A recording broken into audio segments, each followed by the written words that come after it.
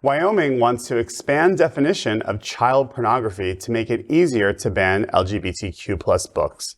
A freshman lawmaker from Wyoming has already begun efforts to remove LGBTQ plus books for youth from both school and public libraries in the state. Republican Representative-elect Jeanette Ward has introduced House Bill 87, which expands the definition of child pornography to mean any visual depiction, including any photographs, film, video, picture, cartoon, drawing, computer or computer-generated image or picture, whether or not made or produced by electronic, mechanical, or other means, or any other form of the depiction of explicit sexual conduct. The bill also repeals a law that gives exemptions for those who possess or disseminate obscure material for activities related to schools, universities, colleges, museums, and public libraries.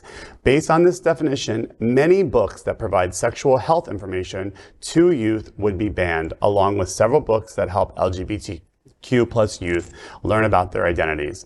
According to the Tribune, Ward herself has passionately advocated for the removal of 2 LGBTQ plus books from high school libraries in her district, speaking at multiple school board meetings against the acclaimed graphic memoir Gender Queer by Maya Kobabe and a trans resource guide called Trans Body, Trans Selves.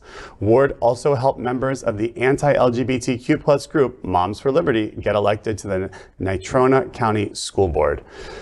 I could say the Moms for Liberty is very busy, first of all. busy. But second, this banned book is it Moms for Liberty or Moms for Hate? I'm sorry. Yes, anyway. yes. They take all the good words and then they throw them into some awful group. Freedom, liberty. Yes.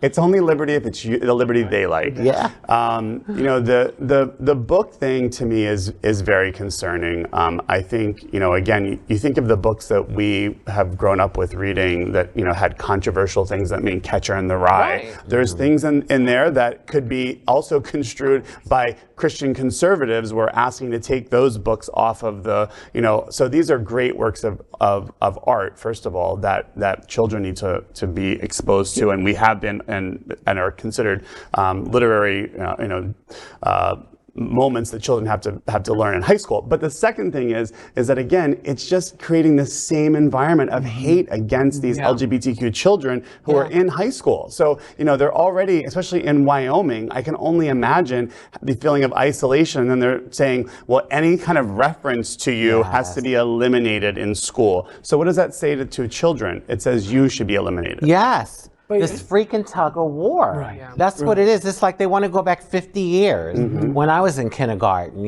starting school. Will this stand up? Do you think the Supreme Court will allow it to stand up? So my first thought as I read this is I'm thinking about 1964 when Supreme Court Justice Potter Stewart said, and I paraphrase, something like, I don't know what pornography is, but I know it when I see it. Yeah. What we're talking about here is not pornography, right? No. I mean, that there are examples of things that are not age appropriate. There are things about education, and I'm not going to, we can't talk about the specifics of each individual, publication here.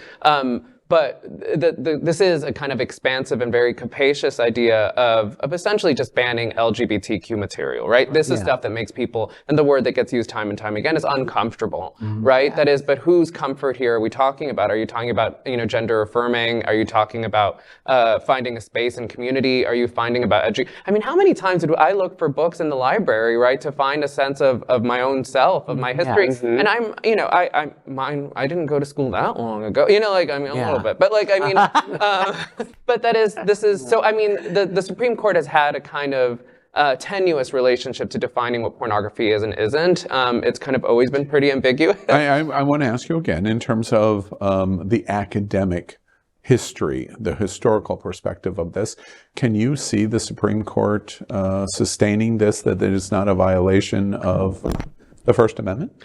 I could see them using one or two very specific case studies, right? Like where they might find things that might not be age appropriate and find them in the law. That I don't know about the specific example, but I do worry about the Supreme Court. That is, the state of the Supreme Court is really far there's no question that it's hard for me. I think that we need good lawyers on our hands to talk about, I mean, you talked about art, you talked about education. That's what I was gonna say. Wouldn't the argument be the Catcher on the Rye book? Like, if you all want to, like, you know, have all of this stuff taken away, we have to not just target the LGBTQ community. Absolutely. It needs to be broad. And, you know, and that would be, I think, the argument for the Supreme Court. And maybe they wouldn't do it because of that. Well, you were going to say something. Well, I think that after almost 25 years after the murder of Matthew Shepard, it's really heartbreaking to hear that not much has changed regarding the opinions of Wyoming's politicians when it comes to LGBTQ plus people. I have faith in America. I will tell you, I have faith in America that we will not go to this extreme. Because if we do go to this extreme, much of what America's historical foundation was built on will be lost. We face this in civil rights, and the issue that we face over the arguments. You can apply so many of these situations to the 1950s and the 1960s in terms of what the black community faced. And there were whole cores of people, especially in the South, that could justify horrendous acts of injustice based on the rightness of their actions. That's what's going on here.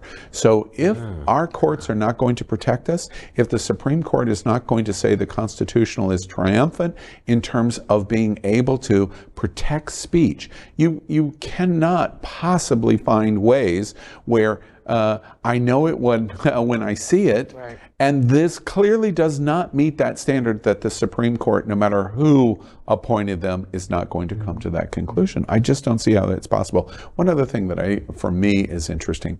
I was in college in 1984, and in 1984 there was lots of discussion about the book. Wait, this book that was written decades earlier, it's now 1984, and it was an easy observation, especially on college campuses, to talk about, are we there? Ronald Reagan was president. Ronald Reagan would not mention AIDS, and his friend Rock Hudson was dying as a result of it. And are we in 1984? And Orwell's warning is that when the state takes control of message, everything else falls apart. Isn't that the story that was just done? We're going to control the message to erase your identity, to erase who you are, and say, literally, I'm pushing you back into the closet. You can live just as long as we don't know who and what you are. Isn't that exactly what George Orwell warned us of? So in 1984, when I'm in college and we're trying to see, are we there? Is there potential of this? Even in the worst of Ronald Reagan, nothing like what we see today. Are we at 1984? Whoop, that close. Orwellian dystopia. Exactly. So, did you enjoy the show? I know you did. So make sure to click subscribe so you won't miss any of the events, news, or interviews right here on the Faye What Show. Ring the bell at the bottom of the screen, right there, so you'll be alerted every time we're live. You can also click on the Happening Out Television Network logo so you can see all of the shows on the most diverse LGBTQ plus media network. Find out just what we're doing to bring the L and the G together right here on the Faye What Show. Get the week started with me.